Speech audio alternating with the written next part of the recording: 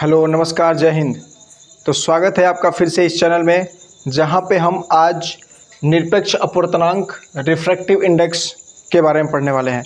पिछले दो लेक्चर्स में हमने अभी तक law of refraction of light, या जिसको हम हिंदी में क्या बोलेंगे, अपवर्तन का नियम और अपवर्तन, प्रकाश का अपवर्तन, ये हमने पिछले दो लेक्चर में पढ़ा था। और आज हम इसको देखने वाले हैं। ये बहुत ही इम्पोर्टेंट टॉपिक है, इससे क्वेश्चन डेफिनेटली बनता है। और ये टॉपिक जितना इम्पोर्टेंट है उतना ही ये सिंपल है, ठीक है। तो उसको हम आज देखने वाले हैं। निरपेक्ष अपवर्तनांक जो हमने लिखा हुआ है, निरपेक्ष अपवर्तनांक, नाम में ही कुछ चीज़ छुपा है ना। हम उसी पे आते हैं, ये है क्या। तो हम ये निरपेक्ष अपवर्तनांक होता किसका है? ये होता है किसी न किसी माध्यम का। तो हमने देखा था कि वैक्यूम होता है, सॉलिड होता है, लिक्विड होता है, गैस होता है। ये कुछ माध्यम से होते हैं। हर एक माध्यम का अपना कोई ना कोई रिफ्रैक्टिव इंडेक्स होता है। रिफ्रैक्टिव इंडेक्स से क्या पता चलता है? रिफ्रैक्टिव इंडेक्स से पता चलता है कि जो लाइट है उसकी स्पीड क्या होगी, स्पीड ज़्यादा होगी कि कम होगी। ऐसे ध्यान से समझिएगा। डेंसिटी और रिफ्रैक्टिव इंडेक्स, अगर जिस चीज़ की, जिस माध्यम की, जिस मीडियम की डेंसिटी ज़्यादा है, हम वैसे कंपेयर करते हैं कि उसमें लाइट की स्पीड क्या होगी, कम होगी। निरपेक्ष अपवर्तनांक भी कुछ ऐसा ही है, लेकिन वो डेंसिटी से अलग है।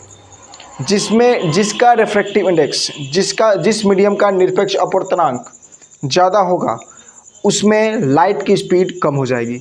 जिसका निरपेक्ष अपवर्तनांक या रिफ्रैक्टिव इंडेक्स कम होगा उसमें लाइट की स्पीड ज़्यादा हो जाएगी, ठीक है। ये हम समझते हैं कि निरपेक्ष अपवर्तनांक को कैसे डिफाइन किया गया है। अब इसको डेफिनेशन पढ़ने से पहले हम आते हैं कि ये जो रिफ्रैक्टिव इंडेक्स है ये कितने टाइप्स का होता है। तो ये रिफ्रैक्टिव इंडेक्स जो है ये होता है दो टाइप का। एक होता है एब्सोल्यूट रिफ्रैक्टिव इंडेक्स, या कहीं कहीं इसी को केवल रिफ्रैक्टिव इंडेक्स भी बोलते हैं। अगर एब्सोल्यूट रिफ्रैक्टिव इंडेक्स या केवल रिफ्रैक्टिव इंडेक्स बोले तो समझेंगे कि बात एक ही है। इसको हिंदी में वही चीज़ बोलते हैं जो मैंने ऊपर लिखा हुआ है, निरपेक्ष अपवर्तनांक, या अगर इसी को बोलें तो केवल अपवर्तनांक। ये ऐसा टॉपिक है जो लाइट वाला जो चैप्टर है ना, ये 10 में भी आता है और 12 में भी आता है। 10 में वही चीज़ आएगा, लेकिन थोड़ा सा और उससे आगे की चीज़ें आती हैं, है ना। 12 में जो चीज़ें आएंगी वो इससे थोड़ी सी आगे की भी आती हैं। ये तो आता ही है, इससे आगे की भी आती हैं, है ना। तो एब्सोल्यूट रिफ्रैक्टिव इंडेक्स, और एक दूसरा होता है relative refractive index. Relative refractive index. Relative refractive index को हिंदी में बोलते हैं सापेक्ष अपवर्तनांक। सापेक्ष अपवर्तनांक। अब इसको ध्यान से समझेंगे, बिल्कुल इसका बेसिक डेफिनेशन एकदम सिंपल डेफिनेशन है ना। उसको आप डेफिनेशन सुन लीजिए, आपको याद हो जाएगा।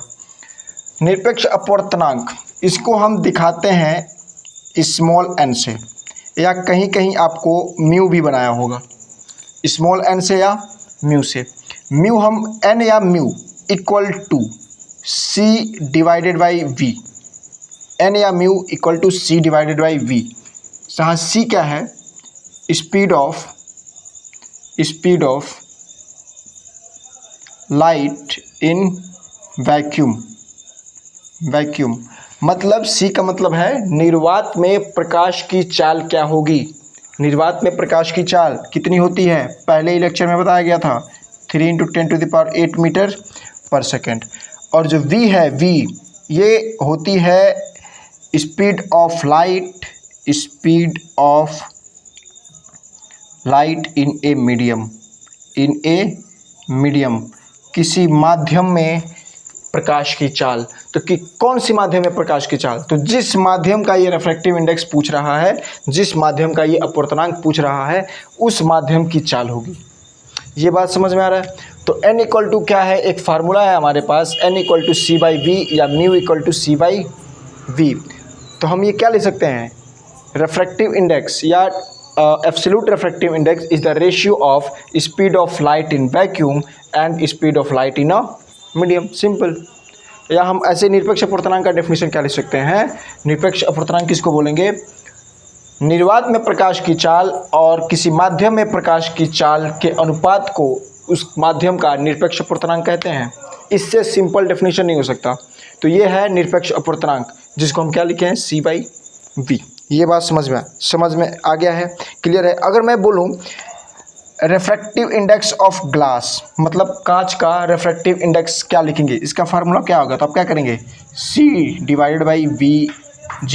मतलब कांच का जो निरपेक्ष अपवर्तनांक है उसको C/VG लिखेंगे, जहाँ पे VG क्या होगा, speed of light in glass. मतलब जितना चाल ग्लास में होगा, कांच में होगा, उससे डिवाइड कर देना है किसको, C को, तो क्या आ जाएगा, NG। हम आगे इस पे न्यूमेरिकल्स भी करने वाले हैं, उससे पहले हम थोड़ा सा इसको भी समझ लेते हैं कि ये क्या है। ये इसकी बेसिक चीज़ है और इसी से ये बनता है। रिलेटिव लिखा है ना, रिलेटिव मतलब सापेक्ष, तो मतलब किसी न किसी मीडियम के ये सापेक्ष होगा।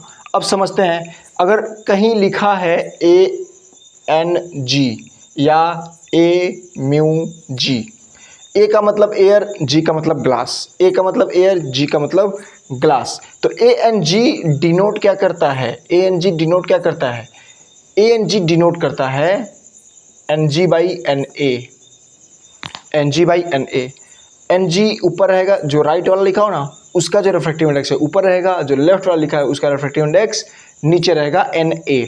ठीक है। अब इसको डिफाइन कैसे करेंगे या बोलेंगे कैसे, तो इसको हम बोलेंगे, ध्यान देना, उसको मैं यहाँ से निकाल रहा हूँ, इसको हम ये पूरे को क्या बोला जाएगा, इस पूरे को बोला जाएगा refractive index of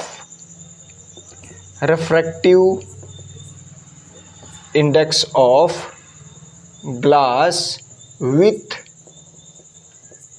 respect to air. किसका है, ग्लास का रिफ्रैक्टिव इंडेक्स है किसके रिस्पेक्ट में, एयर के रिस्पेक्ट में, इसीलिए मैं NG को ऊपर रखा हूँ और NA को नीचे। जिसके रिस्पेक्ट में बोलेगा उसको कहाँ रखना है, नीचे, तो और जो लेफ्ट वाला है उसी के रिस्पेक्ट में होगा। ये बात समझ में आ रहा है। और हिंदी वालों के लिए मैं बता देता हूँ, इसको क्या बोला जाएगा, वायु के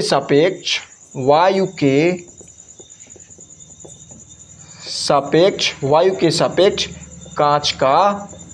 कांच का अपवर्तनांक। तो सापेक्ष आ गया ना इसमें, तो इसीलिए इसको क्या बोलते हैं, सापेक्ष अपवर्तनांक है। तो ये एयर के सापेक्ष है, वायु के सापेक्ष है ना। ये अगर मान लो ऐसे या कहीं बोल दे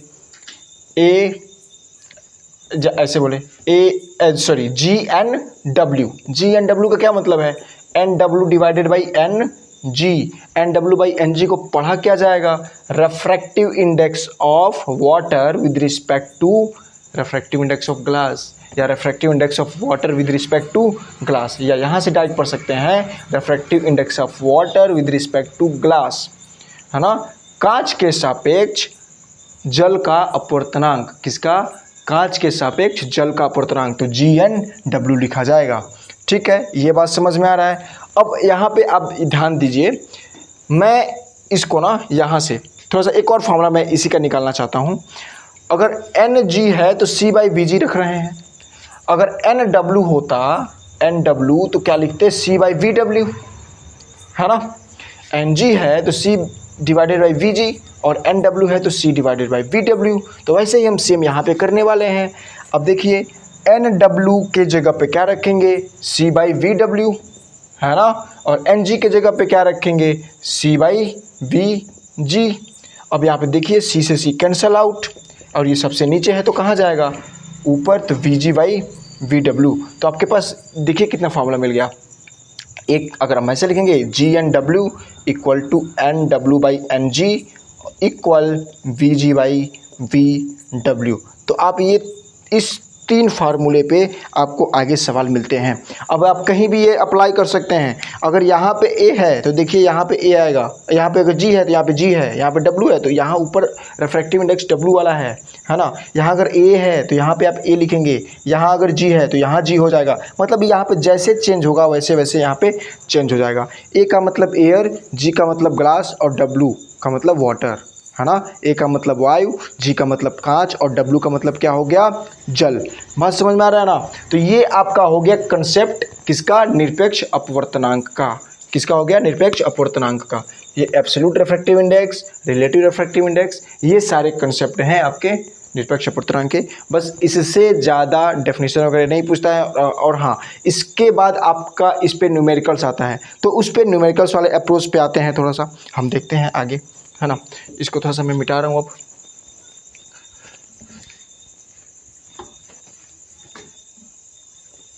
होप आपको वीडियोस अच्छे लग रहे होंगे, समझ में आ रहा होगा, ठीक है। अगर ना समझ में आए कोई टॉपिक तो आप बिल्कुल कमेंट कीजिए, फ्रीली पूछिए, है ना, कोई दिक्कत नहीं है। उसको फिर से एक्सप्लेन किया जाएगा, फिर से बताया जाएगा उसको, ठीक है।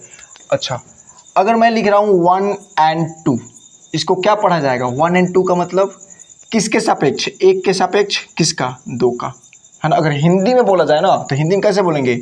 माध्यम एक के सापेक्ष माध्यम दो का अपवर्तनांक, माध्यम एक के सापेक्ष माध्यम दो का अपवर्तनांक।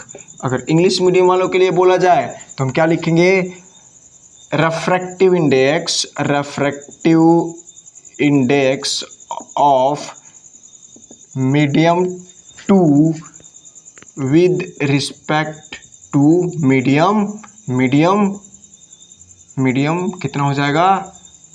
1। ये बात समझ में आ रहा है ना। तो मैं 1 and 2 को क्या ले सकता हूँ?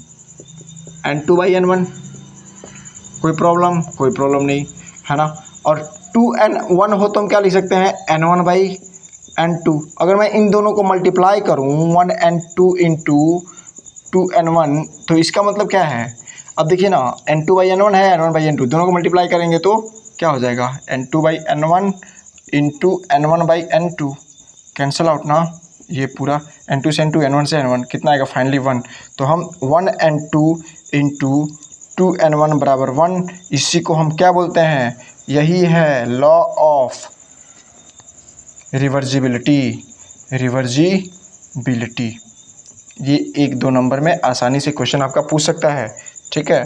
तो हम हिंदी मीडियम वालों के लिए उत्क्रमणीयता का नियम है, ये उत्क्रमणीयता का नियम है। ये बात समझ में आ रहा है ना। ये 1 and 2 into 2 and 1 equal to 1, ये है लॉ ऑफ रिवर्सिबिलिटी, उत्क्रमणीयता का नियम, ठीक है। अच्छा, ऐसे और भी क्वेश्चन आते हैं, जैसे पूछ दिया 1 and 2 इंटू 2 and 1, है ना, इक्वल टू वाट, है ना। जैसे हम क्वेश्चन देख लेते हैं। ऑप्शन में मान लो दे दिया है 1 and 2 इंटू 2 and 1, यहाँ पे मैं 3 लिख देता हूँ, है ना। मतलब माध्यम दो का 1 के सापेक्ष, माध्यम 3 का 2 के सापेक्ष, और इन दोनों का हम मल्टीप्लाई कर रहे हैं, तो क्या आएगा आंसर? मैं ऑप्शन दे दे रहा हूँ, ऑप्शन आप लिख लीजिए। 1B 3 and 1, C 1 and 3, D none of this. इसमें से कोई आंसर नहीं है। चेक कर लेते हैं क्या आएगा। देखो, अब करना क्या है, बस फार्मूला रखना है। n2/n1 राइट वाला है ना, तो ऊपर रहेगा, n1 नीचे, और इसमें क्या होगा? n3/n2। तो n2 से n2 कट गया, क्या आ गया? n3/n1। तो n3/n1 को क्या ले सकते हैं? ये नीचे वाला लेफ्ट साइड में रहेगा, तो 1 and 3 कौन सा आएगा आंसर? ये वाला। बात समझ आ रहा है ना। तो ये सिंपल था एकदम, कोई दिक्कत है इसमें, कोई परेशानी नहीं, ठीक है। अब यहाँ देखिए, अब इसको आप डायरेक्ट लगा सकते हैं, है ना। ये राइट है, ये लेफ्ट है, कैंसिल आउट। ये राइट है, ये लेफ्ट है, कैंसिल आउट। यहाँ पे लेफ्ट वाला लेफ्ट में रहेगा, राइट वाला राइट में, और ये दोनों कैंसिल आउट, तो क्या बच गया? 1 and 3 डायरेक्ट। बात समझ आया ना। वैसे आप इसका बता सकते हैं, जैसे इस तरह का आ गया तो 1 and 2, 2 and 3, अगर 3 and 1, कितना आंसर होगा? अब देखिए, ये लेफ्ट, ये राइट, ये लेफ्ट, कैंसिल आउट। सेम है ना, सेम है, तो ये राइट में है, ये लेफ्ट है, कैंसिल आउट। इसमें ये वाला क्या है? राइट, ये लेफ्ट, कैंसिल आउट, सेम है। इसमें ये राइट है, ये लेफ्ट है, कैंसिल आउट, सारा कैंसिल आउट, बच गया 1, ठीक है। बस समझ आ रहा है, ये क्लियर है। तो इस तरह क्वेश्चन आएगा तो आप कर लेंगे, इसमें कोई दिक्कत नहीं है। अब हम जो क्वेश्चन एग्जाम में पूछा हुआ है उसको करने चल रहे हैं। उससे पहले कुछ डेटा है, आप उसको याद रखेंगे। कहीं अगर एग्जाम में डेटा ना दिया तो आप उसको भर के आप आसानी के साथ लगा सकते हैं, ठीक है ना। हम निरपेक्ष अपवर्तनांक जो है, absolute refractive index for air, ये होता है 1.0003, है ना। वैक्यूम का होता है, वैक्यूम का 1, जो रिफ्रैक्टिव इंडेक्स वैक्यूम का होता है ना वो कितना होता है 1। एयर का कितना होता है 1.0003। लेकिन जब सवाल लगाएंगे तो इसको ऑलमोस्ट 1 मान के लगाया जाएगा, ऑलमोस्ट 1, दोनों का ऑलमोस्ट 1, है ना। एन ऑफ जो W होता है वो होता है 1.33, या इसको 4/3 लिख देते हैं, है ना। अगर एन ऑफ G ग्लास का होता है 1.52 भी होता है, या 1.5 भी लिख सकते हैं, है ना। और इसको 3/2, है ना। क्वेश्चन में मैक्सिमम टाइम आपका दिया रहेगा, है ना, और वहाँ से आपको क्वेश्चन पूछेगा इससे रिलेटेड। तो इससे रिलेटेड हम क्वेश्चन करने चल रहे हैं, बहुत ज़्यादा टफ नहीं होते हैं, सिंपल क्वेश्चन होते हैं, आप कर लोगे। और इतना पढ़ने के बाद आप कर लोगे आसानी से, इतना तो भरोसा है, ठीक है ना। चलो ठीक है, हम आगे बढ़ते हैं थोड़ा सा, इसको मैं मिटा रहा हूँ और क्वेश्चंस पे आते हैं। इसके न्यूमेरिकल्स देखते हैं, ऑब्जेक्टिव क्वेश्चंस आते हैं, और 1-2 नंबर में न्यूमेरिकल्स भी देता है क्वेश्चन, ठीक है ना। आप इसको अच्छे से कीजिए, समझिए, है ना। कमेंट कीजिए, उसमें बताइए क्या प्रॉब्लम आ रही है। चलिए हम आगे बढ़ते हैं, इस पे थोड़ा सा क्वेश्चन कर लेते हैं। हाँ, क्वेश्चन करने से पहले एक चीज़ और, लाइट जो चलती है ना, लाइट, तो लाइट में हमारे जो विजिबल लाइट है उसमें 7 कलर होते हैं, विबग्योर बोलते हैं जिसको, विबग्योर, जी छूट गया इसमें, विबग्योर। वी से होता है वायलेट, आई से होता है इंडिगो, बी से होता है ब्लू, जी से होता है ग्रीन, वाई से होता है येलो, ओ से होता है ऑरेंज, और आर से होता है रेड। अगर इसको हिंदी में बोले तो ये है बैंगनी, इंडिगो से होता है जम्बुकी, ब्लू से होता है नीला, ग्रीन से होता है हरा, वाई से होता है पीला, ऑरेंज से होता है नारंगी जिसको संतरा भी बोलते हैं, और रेड से होता है लाल। अब इसका पहला लेटर लेंगे, पहला लेटर, तो अब देखिए बै, ज, नी, ह, पी, ना, ला। तो आप ऐसे याद रख सकते हैं। हिंदी वाले बच्चे बैजनी हपी नाला से याद रख सकते हैं, और इंग्लिश वाले बच्चे विबग्योर से याद रख सकते हैं, ठीक है, कोई दिक्कत नहीं है इसमें। अब देखिए, हर ये लाइट के विजुअल लाइट में ना ये 7 कलर्स होती है, और इन 7 कलर का जो रिफ्रैक्टिव इंडेक्स होता है ना वो अलग अलग होता है। सबसे ज़्यादा जो रिफ्रैक्टिव इंडेक्स होता है ना इसका होता है वायलेट कलर का, हाईएस्ट रिफ्रैक्टिव इंडेक्स, ठीक है ना। इसका होता है लोवेस्ट रिफ्रैक्टिव इंडेक्स। इस कलर के लिए रिफ्रैक्टिव इंडेक्स की जो वैल्यू होती है ना वो सबसे कम होती है, इसको याद रखना है ना। हाईएस्ट मतलब अधिकतम, जो निरपेक्ष अपवर्तनांक की वैल्यू होती है वो अधिकतम होती है, और इसमें न्यूनतम। अब यहाँ से एक बात और समझ में आ रहा है कि जो वायलेट कलर है, तो वायलेट कलर का अगर रिफ्रैक्टिव इंडेक्स ज़्यादा है तो स्पीड क्या होगी वायलेट कलर की, सबसे कम, मिनिमम स्पीड होती है वायलेट कलर की, मिनिमम स्पीड। बात समझ में आ रहा है कि नहीं आ रहा। और जो लाल कलर होता है उसका जो स्पीड होता है मैक्सिमम स्पीड, ठीक है ना। इसमें अधिकतम है ना, तो अधिकतम तो है लेकिन न्यूनतम इसकी चाल होगी, इसकी बैंगनी की, और इसकी चाल जो होगी वो क्या होगी, अधिकतम चाल होगी। लाल कलर की जो चाल होती है ना वो अधिकतम होती है, ये बात याद रहेगा ना, ठीक है। ये ऑब्जेक्टिव में क्वेश्चन पूछ सकता है ना। बैंगनी, लाल और 2 और कोई कलर दे देगा, अधिकतम और वाला और न्यूनतम वाला तो रहेगा ही रहेगा, ये तो आपको याद ही रखना है, और बाकी कोई और भी 2 दे सकता है, ठीक है। अब देखिए ऊपर से नीचे आने पे ये क्या हो रहा है, ये निरपेक्ष अपवर्तनांक का मान घटेगा, है ना, घटेगा, अधिकतम है ना, अधिकतम से न्यूनतम, और चाल की वैल्यू नीचे ऊपर से नीचे आने पे दिख रहे हो ना बढ़ेगी। तो यहाँ से भी क्वेश्चन बनेगा तो आप कर लोगे, इसमें कोई दिक्कत नहीं है, आप बस वीडियो देख के जाओ, है ना।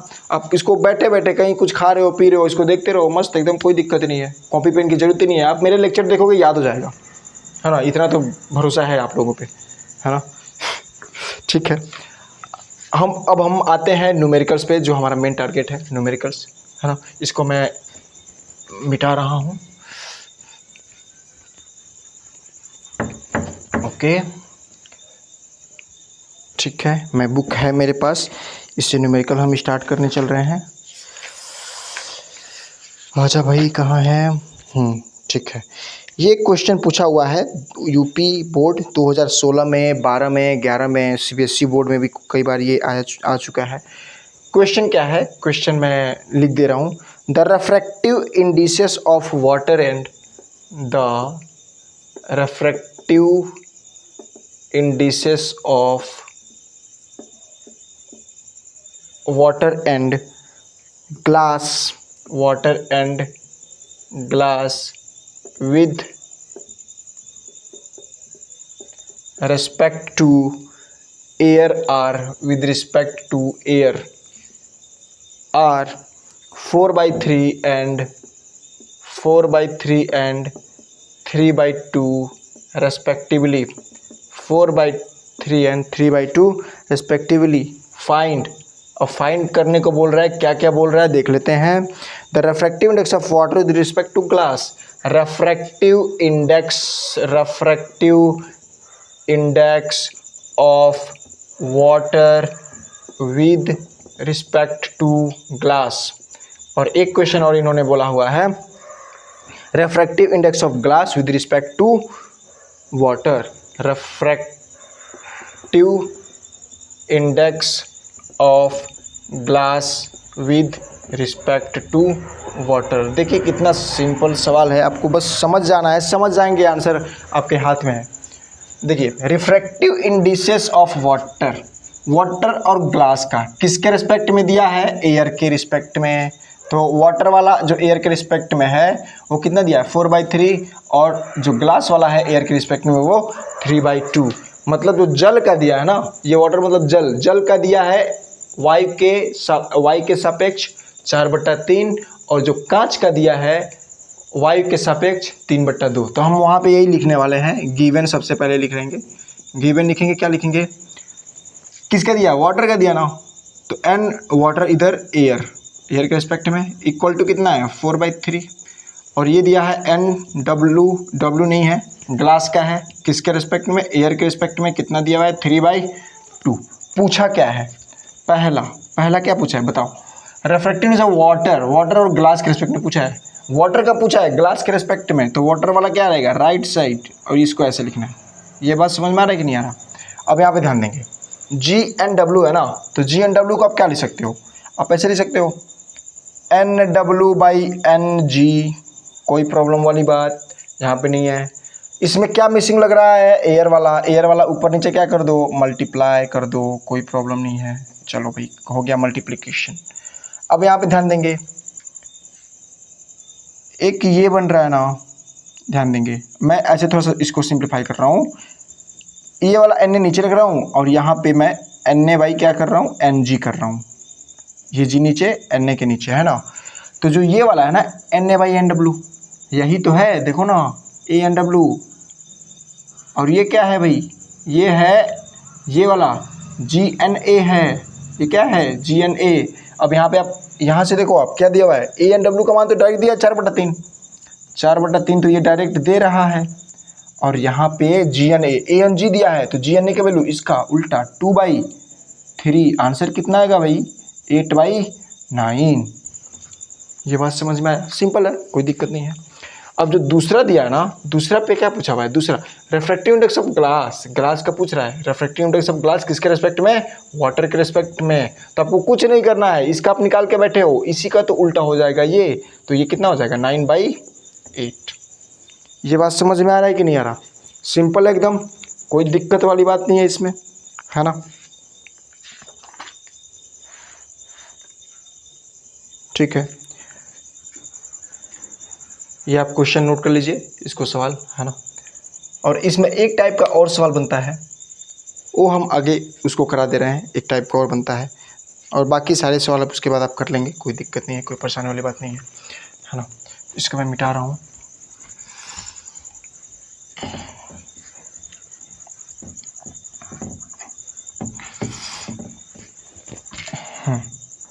ठीक है, मैं अगला क्वेश्चन लिख रहा हूँ यहाँ पे, क्वेश्चन नंबर 2।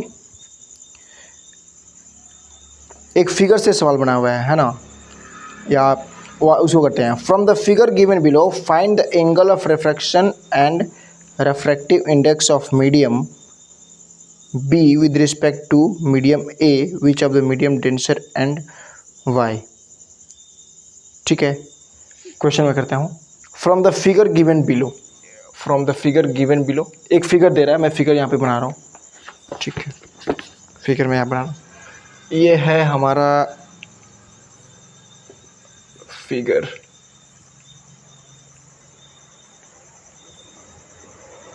लाइट ऐसे आ रही है, आने के बाद इधर चली जा रही है। तो ये जो आया है ना, ये दिया है 45 डिग्री, है ना, और जो ये वाला दिया है ये दिया है 30 डिग्री। बस इतना दे रहा है। ये सेपरेटिंग सरफेस हो गया, अलग करने वाला। ये इधर वाला हो गया मीडियम ए, माध्यम ए, और ये वाला हो गया मीडियम बी। ये क्वेश्चन में दिया है, आपको पता है ये वाला आई हो जाएगा और ये वाला क्या हो जाएगा, आर हो जाएगा। इसमें कोई दिक्कत वाली बात नहीं है, सिंपल है एकदम। अब देखिए, बोल रहा है ना, find the angle of refraction and refractive angle of refraction पूछ रहा है, और refractive index of medium B with respect to medium A, है ना, ये कितना होगा, ये क्वेश्चन पूछा है ना। अब देखिए, which of the medium denser and why, और एक सवाल और है, इसमें कौन सा मीडियम डेंसर होगा और क्यों। अब यहाँ बात समझ लीजिए, आई की वैल्यू यहाँ पे आप निकालेंगे, क्या आएगा, सीधी सी बात है 45 डिग्री, क्योंकि ये टोटल क्या है 90 है। आर की वैल्यू कितनी आएगी, टोटल 90 है, 30 ये दिया हुआ है, ये कितना हो गया 60 डिग्री। आर की वैल्यू कितनी होगी 60 डिग्री। मैंने बोला था कि जिसमें आई या आर ज़्यादा हो, इसका मतलब वो कौन सा होगा, रेयर। बस में आया, तो डेंसर इसमें कौन सा है, सीधी सी बात समझ में आ रही है ना, डेंसर कौन सा होगा, ये वाला, पहला वाला। तो मीडियम ए क्या हो गया, डेंसर। रीजन समझ में आ गया है ना, एंगल इसका रीजन है, इसमें कम एंगल बन रहा है और इसमें ज़्यादा एंगल बन रहा है, इसलिए ये वाला मीडियम डेंसर होगा। आर की वैल्यू हम यहाँ पे निकाल चुके हैं, आर 60 डिग्री। अब आते हैं ए एंड बी क्या होगा। ए एंड बी का मतलब